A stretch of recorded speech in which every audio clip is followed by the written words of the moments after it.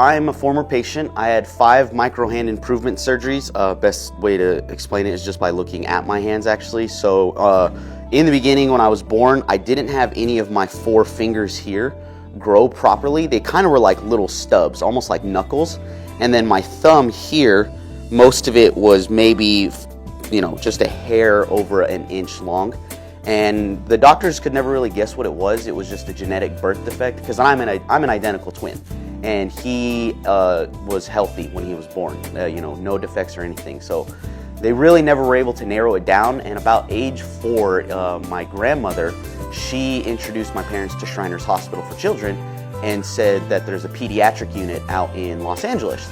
And so my parents put in all the information and they flew me out for a consultation, and they felt that I was a quality candidate. And yeah, so we went from there, and that's how I kind of basically began my path to becoming a patient for Shriners Hospital. I was really young. I don't remember much of it, but from the recollections of what my parents told me when we went on these trips was that they looked at my hand and they knew that there was the ability to do a micro hand improvement and a hand transplant with like tendons or ligaments. And so what they did was they took my index toe, which is the toe right by your big toe. They took that one from my left foot and put it here, and then they put the right one, it was supposed to be here originally, but there were some complications in my first surgery, ended up hemorrhaging a bit amount of blood, and this one died. And so my second surgery actually was them removing the toe that didn't make it, and then they did a skin graft to help improve this area of my hand. But because my ligaments had grown fully up to those little stubs, I had functioning tendons here like you would on a regular hand, but they just didn't have any movement to them, so they attached them to this one to help create some stabilization. So my first 2 surgeries was getting the 2 toes on, and then the second surgery was them removing that toe after the complications from the first surgery. Still came out really well. They were able to do a skin graft from my lower abdomen to help repair most of this outer part of my hand and through my wrist, where they had to do a lot of the surgery initially. So those were the first 2 surgeries. I had them around, I want to say I was age 5 or 6. I can never remember when my dad tells me. Fast forward, I was 9 years old, and my thumb, because it's not opposable like my right thumb, this upper part really didn't have a lot of cartilage to hold the joint up, and it was constantly falling over, just hanging there. And so what they did with the third surgery was they took a piece of my ankle down below here and helped stabilize it there temporarily until, I came of age or hit puberty. And that was only temporary. They said it was going to last for a couple of years, but as my body started to develop, there was going to be a point where it wouldn't hold anymore. And I was in 7th grade. I caught the corner of a desk actually and just saw my thumb snap downward like that. And so that third surgery was a temporary fix just to help me get through. And then after that third surgery, I was a freshman in high school. It was St. Patrick's Day actually when I had the surgery. They took the old bone and cartilage out that wasn't holding together anymore.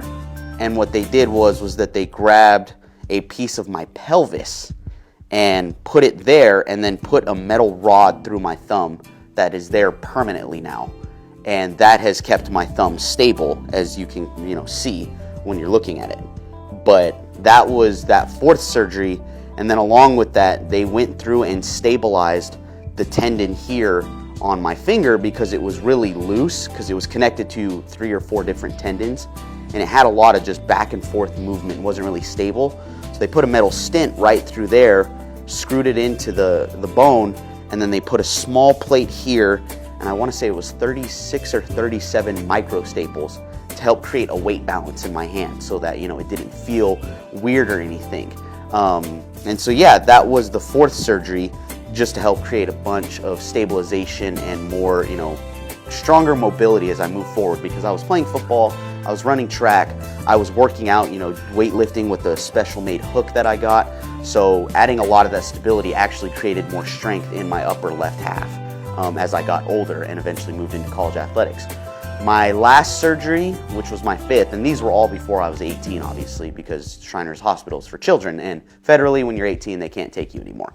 What they did, you can't really see the scars as well anymore, but there and there, what they took out was some extra tendons here and wrapped it at the anchor point of where my thumb starts to go and over onto my wrist side here, so that when I moved my wrist, it would help close the grip.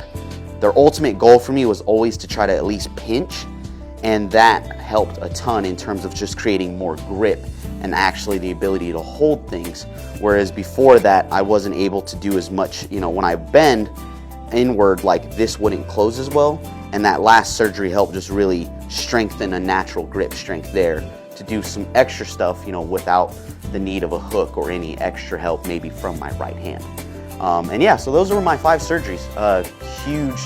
Huge benefit in my life. I don't think I'd be anywhere near where I am today if it wasn't for what Shriners did for me and what they do for just children all across, you know, the country and the world. They are, you know, a huge impact and a great benefit to society. And without them, I don't think there's people like me living what we feel is a normal life to this day. I've worked in collegiate athletics, the ability to type and write and move things around and do stuff, you know.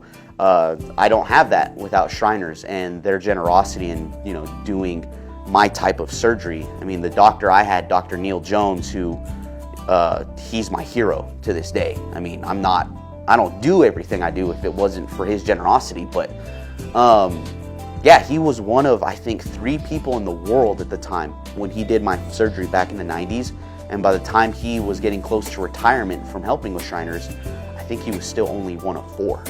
I mean, his specialty was very niche, and what I needed was a unique fix. And yeah, I mean, with him being in the picture, it made my life what it is today. And I thank him still to this day. I haven't talked to him in a while, but yeah, he made me help. He's a huge piece of me becoming the man I am today. Be sure to tune in to the 2022 East-West Shrine Game. Yours truly, William McLaughlin, will be on play-by-play. Alongside me is going to be Kyle Dodds handling the color commentary. EOAlive TV this year is really excited to bring a more in-depth broadcast for the 2nd year in a row. We got a great crew, and we're just so excited that, you know, the Shrine Committee wanted us to be a part of this. It's a lot of fun, and I can't wait for us to showcase these athletes and all their great skill sets. But again, I just want to say thank you to Shrine Committee for what they're doing in sponsoring the Shrine Bowl. This has always been a fun event for not only the parents, but also for the athletes.